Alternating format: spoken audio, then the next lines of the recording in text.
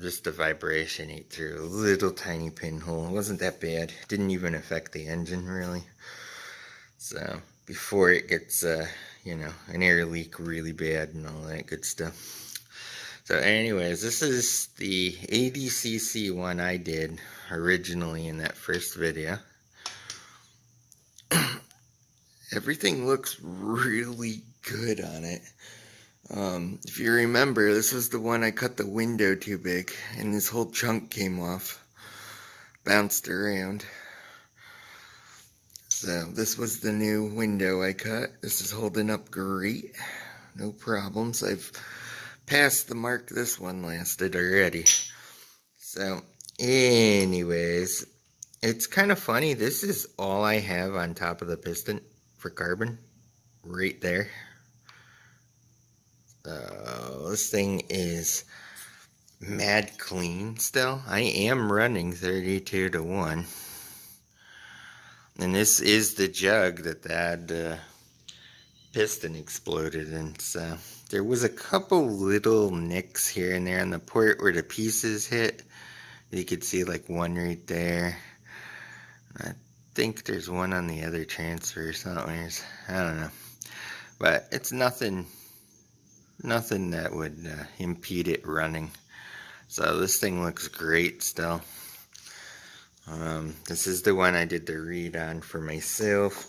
I had a couple people ask about this, but yeah, this is the GT read that I'm using, and it's stuffed. You know, a lot of people don't know what a stuffer is, but when you have a reed and you put the stuffer in it, it focuses the flow more, and you get a lot more bottom end power. Like the range increases. You do lose a little bit of top end, but I mean, who's gonna ride one of these 50, 60 miles an hour for, you know? But this thing still, I mean, this thing is cruising pretty good speed. So this did not affect it any. But, you know, I got a lot of sand and stuff. I like it to be able to start and stop at a stoplight on a hill and not have to kill myself, you know? So these make a big difference, stuff in a reed. But anyways, yeah, I'm going to put this all back in. These are the blue springs. I did make a spacer, and they're on there on my original DIY $20 super clutch, and these are holding great.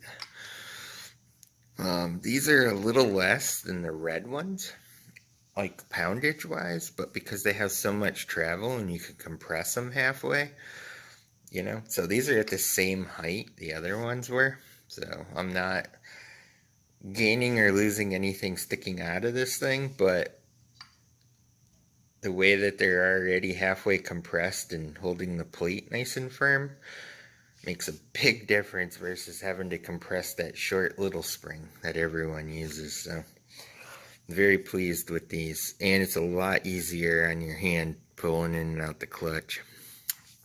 So all in all, that's where I'm at with this. This is the pin, the new ones, as you can see.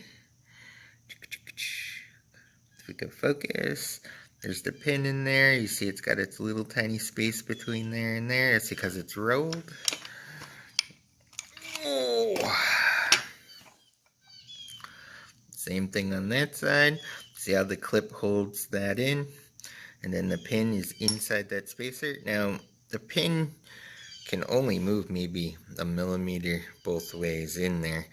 I haven't had them move at all once they're in. I am pressing these in. I have a piston pin press where it loops, or it looks like two fingers with a screw, and you put it in and then it pushes the pin through and out the other side. So that's how I'm removing these. I just push the whole unit right in and out the thing.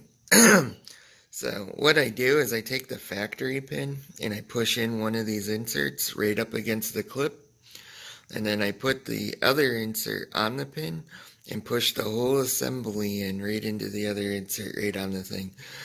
When I did this one, I actually found a C-clamp work the best. And then when I got it close, I took the factory pin and put it on top and just pushed it the rest of the way in to get the clips on both sides. I don't even think you need the clips, but I put them in there just to make sure those spacers cannot walk out. That pin will never come out of the spacer, but you never know if the spacer can work its way out of the aluminum at some point. So I have been riding this one forever now, and I'm just really impressed. I have 3 other ones with this same pin set up, and none of them have shown any signs of moving. So, but very solid up and down, no play, and like always, there's a little bit side to side, but that's normal. But up and down, very rock solid. So everything is staying as it should. But all in all, this is where I'm at. I'm gonna put it back together and keep riding it. I'm waiting to see if we can get something to explode at some point. Everyone said about 1,200 miles, you get some kind of catastrophic failure. I'm really thinking it's because of the wrist pin setup most people use. Like, they don't pay attention to the bushing and all that good stuff, and it toasts out. I mean, the S.A.F, oh god, bearing brass really makes a big difference to use. It's bronze, actually, versus the brass. So, and by the way, yesterday, I pulled this pin to look at it, and I was pushing it back in, and I dropped that damn clip in there, and I shook this thing, everything couldn't get it out. I took a little tiny earth magnet, and I took a piece of shrink tubing, and shrink tubed it, and then slid it down up in there to pull out the clip, and that's how I ended up getting it out. So just kind of funny. If anyone ever gets there, I took a spoke, piece of shrink tubing, and a little earth magnet till it grabbed it and pulled it out. So, but I mean, you gotta look. I don't even know if you can see, there's almost no space between the two. So, and I have magnet screwdriver type things and stuff, but you're never getting between the crank and the sidewall. So this little deal worked awesome.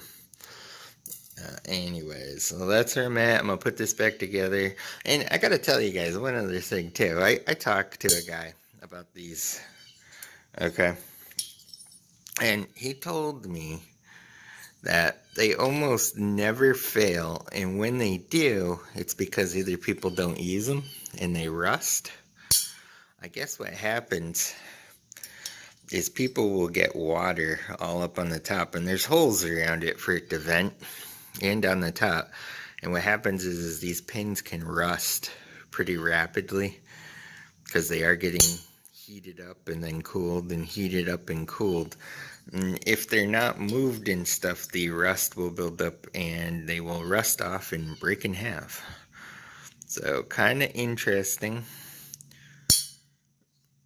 But I mean, I guess you could plug them if you're not going to use it, but he said as long as you use the thing and it doesn't sit somewhere for a long time and rust, it's usually fine. So I don't know. He said all in all, they don't fail until people let them sit for long durations, rust, and then they break off from the vibration. So I don't know. I'm gonna put them in all the builds. I push it in every time I start it, and it is so easy to start. So I don't know why you wouldn't use them. I guess if you're gonna just build it, ride it, and then let it sit for long durations, yeah, plug it. Because if you get water on top of this or moisture and it rusts, then it's gonna break, I guess. So, but that seems to be the root reason why they fail. So, one other thing to note: this is my gasket that I'm using. And as you can see, the oil gas does discolor copper some. That's why it's got that deep orangey kind of tinge to it. But what I do is I RTV it down and put the jug on top of it. So I've had really good results with this, and you actually need this to get the piston to the right height. So when I'm doing these, I start out with like, I think 1.5 millimeter, and then just drop it down to whatever it is I need to get it to the right height. So anyways, that's the one I've been using.